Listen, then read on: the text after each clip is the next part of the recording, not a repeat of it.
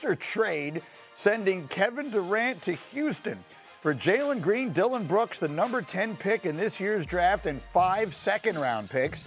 The Rockets are one of Durant's preferred landing spots. He learned of this trade while he was on the stage at Fanatics Fest yesterday. This was surreal. It all actually happened. And then he spoke about it with Kay Adams.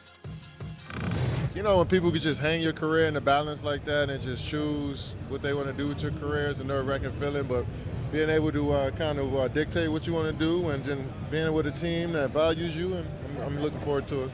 Kevin, people are going to hold on to that dictate what you want to do. Did you have a hand in this? Most definitely. How much of it? I mean, they asked me where I wanted to go, some of my destinations I gave to them, and here we are. He had all the leverage. It was a surreal thing, though, right? Like, I mean, you're in the middle of your day, you're getting ready for Game 7, and then all of a sudden, like, I start getting notes, like, KD got you. There's no way in the world that happened on the day of Game 7, and then you start to realize, oh, my God, it happened while he's on the stage. Right, this is the moment. Yeah. Like, literally, the news breaks while he's sitting up there, and all these people are documenting it and whatever. So, Wendy, the circumstances are what they are.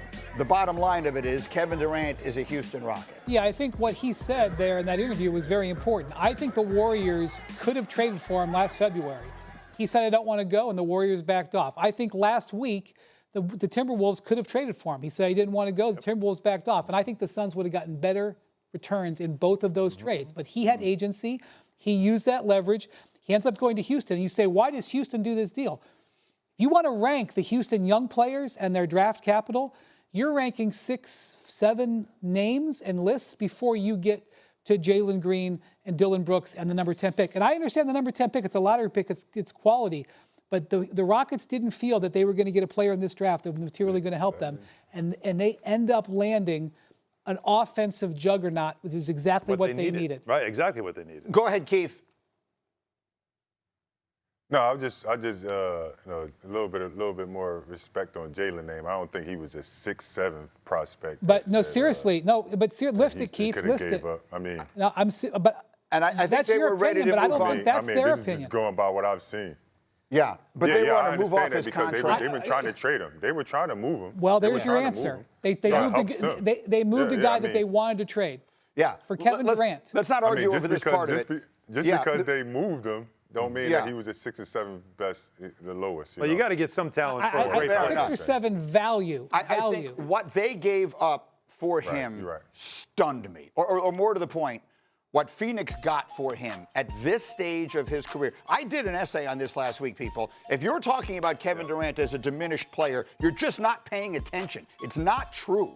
Kevin Durant, in his right now, there is one player in history to have 3 consecutive seasons scoring 25 points a game on 50-40 shooting. It's Kevin Durant, and that streak is active. He's done it the last 3 years, and I gave you numbers that demonstrate that his defense has been well above average. He's got blocks and steals, and when he played, his team was over 500 this year. When he didn't, they were 3-17.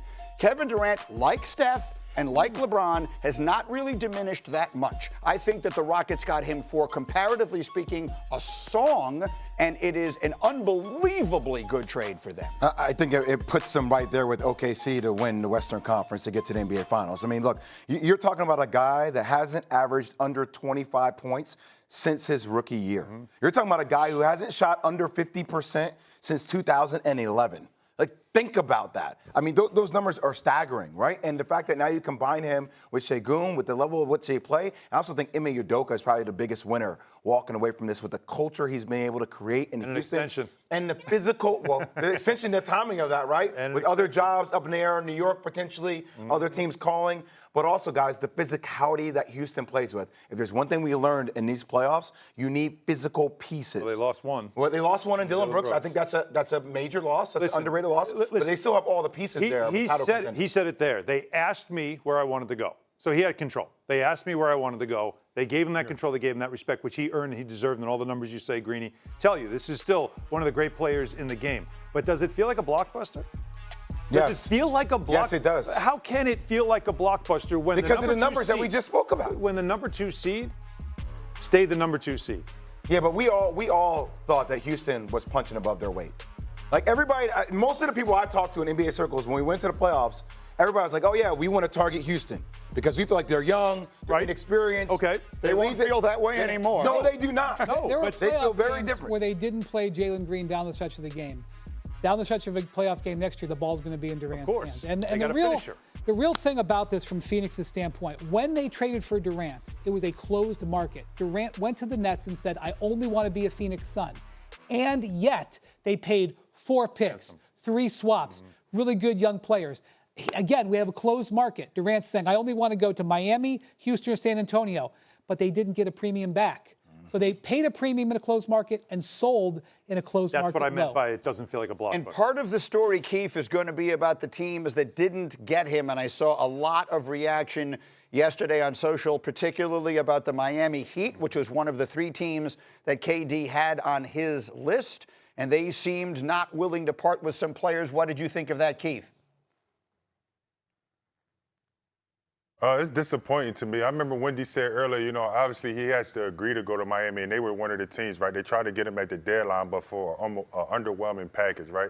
And no disrespect to the players that was involved that Phoenix wanted, but the package wasn't, like Miami has to give that up. Not only like they lost Jimmy Butler, but a chance to get a guy like Kevin Durant with the way the East is going to look in the next couple of years. Pairing him with a Bam Adebayo and a Tyler Hero, and not really losing a lot of core pieces, right? You lose Jaime Jaquez, you lose Hayward Smith and Jokic. But what Miami does is they grow their players, so it don't really matter what they will have lost, right? Because they're a team that will get G League players and grow them. They're a team that will get that has homegrown players. So I'm really disappointed in Miami for not making this happen, especially, like I said, with the loss of Jimmy Butler, like for that package. And again, no disrespect to those players, but for that package, they have to get this done. Keith, think about this, though.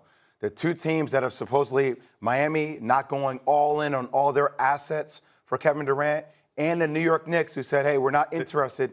There's still this guy in Milwaukee that just because he said in Brazil that, hey, I hope I can win a championship with the Bucks. Everybody thinks he's going to be with the Bucks. And think about Miami holding on to those assets to be all in on a Giannis spree. And same with New York. And San Antonio. Is it all in? I mean, if you weren't all in on Kevin Durant, you better be all in on Giannis. So let's make sure we're all clear. No, I'm saying for Miami. Right. I'm saying for Miami, too. Is Miami, those pieces all in? Yeah. Is that an all-in thing? So, or you're not losing Bam Adebayo or Tyler Hero? I would just say that the Heat had an opportunity to put a better package on the table at the trade deadline and this last week and elected not to. So let's look at their actions over words. I mean, that's the Miami Heat way. Their actions that's what they think. But I'm saying as a player and watching it, like I'm not going to not give a chance not to take Kevin Durant for that package. That's my whole thing. That package of players with the 20th pick for a Hall of Famer and a guy that averaged 25 points a game with an up-in-the-air East, I'm doing that every day of the week. And what do those actions tell Twice us? on Sundays. Yep. But what do those actions That tell Miami us? Those Heat actions, like to do stuff a certain way. those actions That's tell what us it they're tells waiting you, for the same something. thing always They're there. waiting for something else.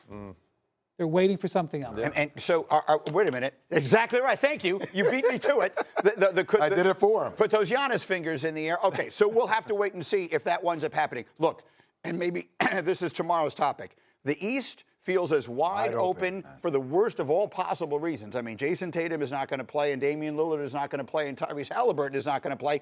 That's 3 superstars that go down with devastating injuries in these playoffs. What does that mean for the Miamis, for the Knicks, for the other teams in the Eastern Conference? We'll talk about it. A lot of this will get reshaped between now and Wednesday and the NBA draft, where the Mavericks are expected to take Cooper Flagg #1 overall as our NBA draft first round coverage starts Wednesday. You'll see it on ABC and ESPN Deportes. Second round will be Thursday on ESPN. Meanwhile, this is by no means the only championship action that we had in sports yesterday. Let's go around the horn. The College World Series, Coastal Carolina's head coach and first base coach were both thrown out for arguing balls and strikes in the first inning. Yes. LSU then scored 4 runs in the 4th off the ace and never looked back. The Tigers win their 2nd national championship in 3 years. It's LSU's 8th title, 2nd most all-time behind only USC. There was great drama in golf